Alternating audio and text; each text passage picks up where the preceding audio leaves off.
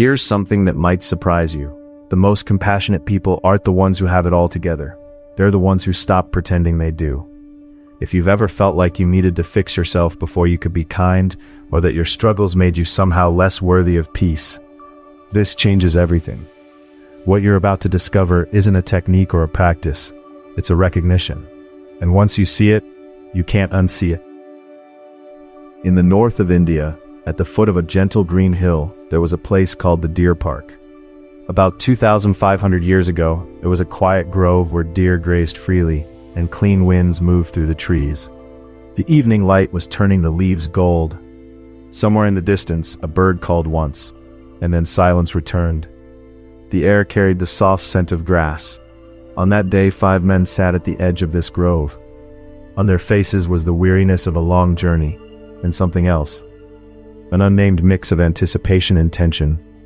Then slowly they heard footsteps approaching. The words spoken here on this day in this place have traveled more than 2,500 years, and they are still reaching us now. A deer lifted its head at the edge of the trees, ears still, watching. The 5 men turned toward the sound of those footsteps, and something in the air shifted, the way it does just before rain finally falls. He who approached walked without haste, the way a man walks when he has nowhere left to arrive. The man approaching was named Gautama Siddhartha, the one who would come to be known as the Buddha. Just days before, after years of searching, he had awakened beneath a fig tree. In one clear moment, he had seen through to the root of all suffering. But right after that awakening, he was deeply uncertain. Should I share what I've come to understand? It wasn't a small doubt. Could words even carry something this deep? And even if they could, would anyone understand? People caught in desire, in anger, in grief, would this truth reach them at all? For days he simply sat with that question. And then something rose in him. He saw faces, a frail old man worn down by illness, a mother weeping over someone she had lost, a young man who had stopped believing the light would ever come back. Each face appeared before him as clearly as if they were standing right there. If even one person could be freed from this pain, he rose slowly, and he thought of 5 men he had once practiced with, companions from his years of severe asceticism. They were in the Deer Park now, he was certain of it, but those 5 men were not waiting for him with open arms. Back then, the Buddha had been pushing the limits of the body alongside them, fasting to the point of collapse, enduring one hardship after another. Then one day, without a word, he had accepted a simple bowl of rice porridge and eaten it. The 5 men saw this and felt betrayed. Gautama gave up. He let his weak heart win. Disappointed, they left him behind. So when they saw him approaching through the trees, they made a quiet agreement among themselves. Don't stand up to greet him. Don't speak to him. But something strange happened. As he drew closer, one by one they found themselves standing up. One reached for water.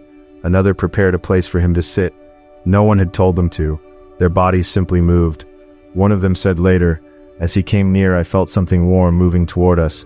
I can't explain it in words, but whatever had been pushing him away just dissolved." The Buddha sat down. He looked slowly at each of their faces. Then, in a voice that was gentle but completely steady, he began to speak. "I have seen suffering, and I have come to know that suffering has a cause. There is a way to remove that cause. Let us walk that path together." The 5 men listened in silence. Those who had started to object found the words leaving them before they could speak. There was no scolding in what he said, no command, only a quiet warmth rising from somewhere very deep. "I do not blame you for leaving. I'm glad you are here." At those words, it is said, tears came to the eyes of all 5 men. This moment is known in Buddhism as the first turning of the wheel of Dharma, the moment the Buddha first set his teaching in motion for others. And at the heart of that teaching was not knowledge, not argument, not words said accepted, but something far simpler, the inability to leave suffering people alone, what Buddhism calls compassion. He had not come to win an argument. He had come because he could not forget those faces, the old man, the weeping mother, the young man lost in the dark. That is where the teaching began, not in a scripture, not in a doctrine, but in one person who saw another person hurting and could not look away. And perhaps that is where every genuine act of kindness begins, not with certainty, not with wisdom fully formed, but with that same simple inability to turn away.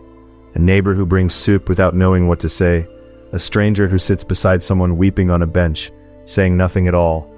The teaching did not end in that deer park 2,500 years ago. It continues every time one human being moves toward another's pain rather than away from it. This scene, the Buddha walking toward 5 people who had rejected him, gives us a way to feel the word compassion rather than just define it.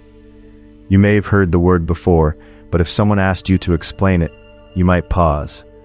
In Buddhism, compassion is made of 2 parts. The first is the wish to bring happiness to others.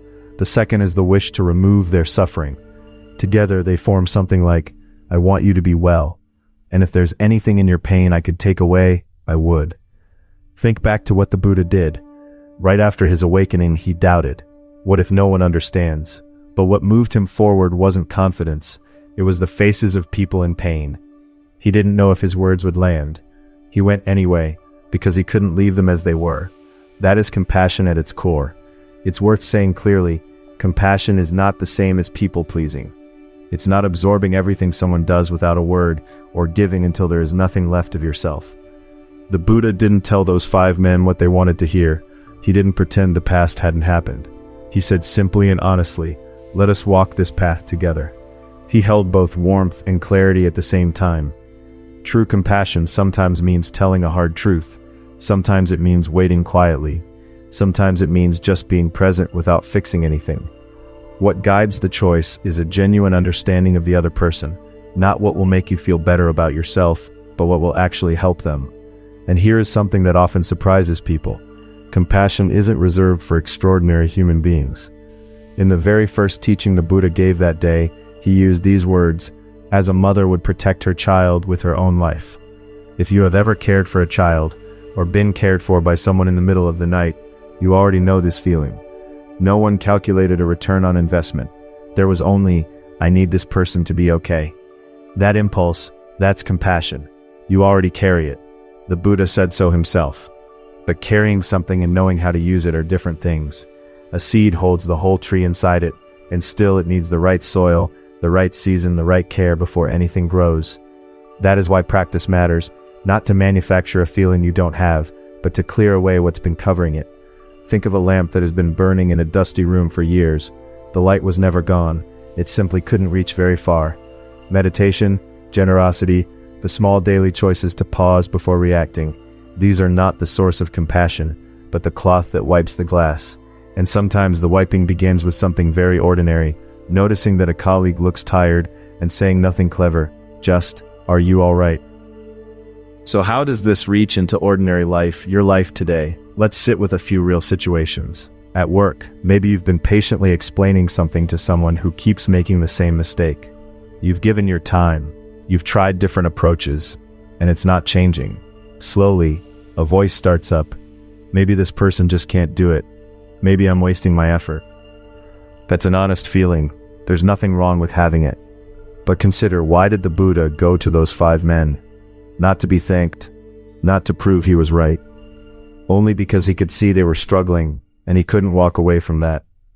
When we try to help someone, and the motivation is, I want to be seen as a good person, or I need them to appreciate this, when it doesn't work, it breaks something in us. But when the motivation is simply, I want their burden to be a little lighter, then even if nothing changes, you carry less weight yourself. Compassion protects the person offering it, not just the person receiving it. In family life, many people feel helpless watching a parent age. You live far away, you can't always visit, money and time are tight, you pick up the phone and don't know what to say. You just feel a low, persistent ache. Remember the Buddha's hesitation. What if they don't understand? He went anyway, not because he had the perfect words, but because he couldn't leave them alone in their suffering. That ache you carry, that I don't know what to do, but I can't stop thinking about them, that is already compassion.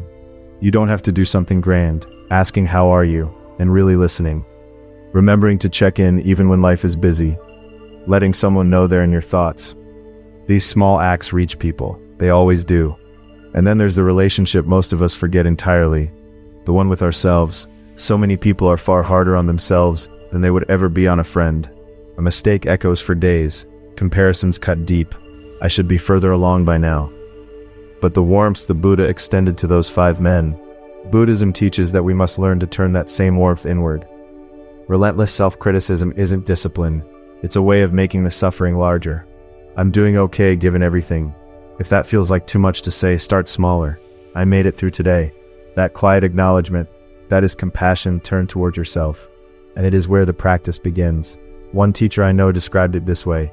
Every evening before sleep, he simply placed his hand on his chest and said, I tried. Not I succeeded. Not I was good enough. Just I tried. He did this for months before he noticed how much lighter his mornings had become. That is the whole teaching, folded into a gesture small enough to fit in a single quiet moment before the lights go out.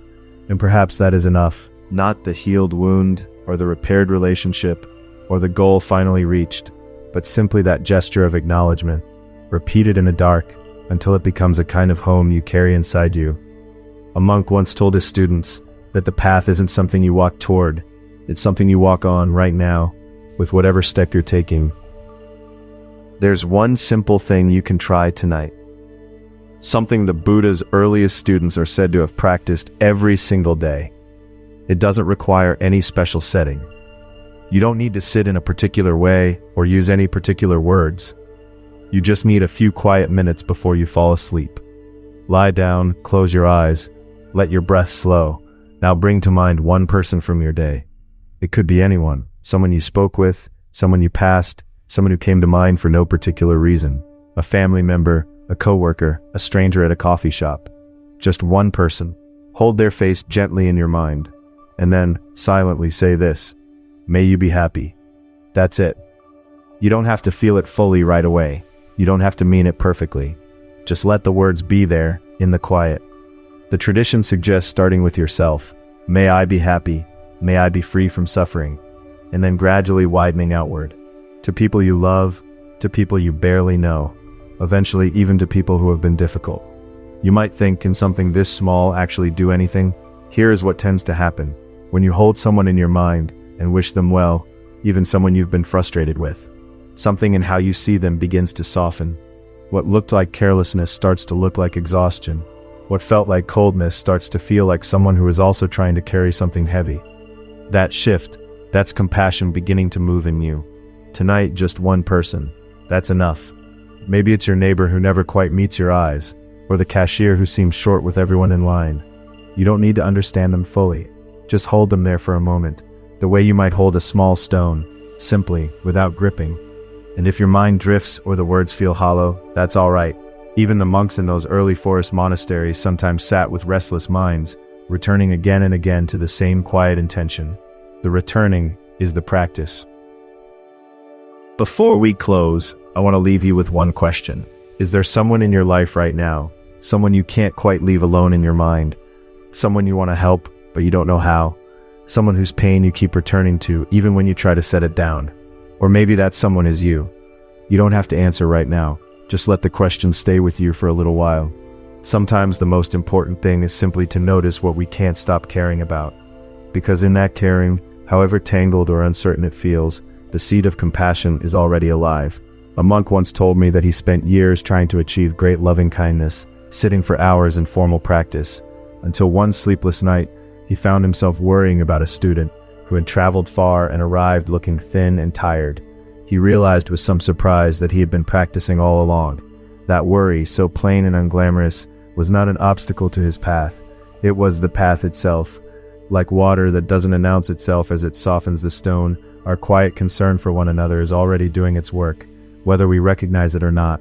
If compassion has ever left you exhausted rather than open, we explored that tension in a previous teaching, where kindness meets the limits we forget to set for ourselves. Today we followed the Buddha to a quiet grove 2,500 years ago, and we traced what compassion actually looks like when it moves through a real person. It doesn't look like perfection. It doesn't look like having all the answers. It looks like a man he had every reason to stay still, walking toward people who had turned their backs on him, because he couldn't leave them in their pain.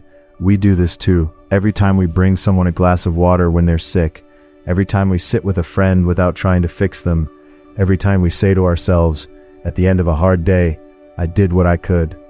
Those moments are compassion. They don't have to be large to matter. The seed of this is already in you. It has always been there. Today, and in the days ahead, I hope you'll let it grow. Thank you so much for being here. I'll see you next time. And if you forget, if the week gets loud and heavy, and you lose the thread entirely, remember the Buddha walking that dusty road to Varanasi, not because he had it all figured out, but because someone was waiting. You don't need to be ready. You just need to take the next step. Someone is always waiting. It might be a stranger on a bus who catches your eye for just a moment. It might be the version of yourself from 10 years ago, still sitting in a dark room, not yet knowing that you would find your way out. Take the step anyway. One story a day. Try it. In a week, your words will change. In a month, your eyes will change. In a year, the same world will look completely different.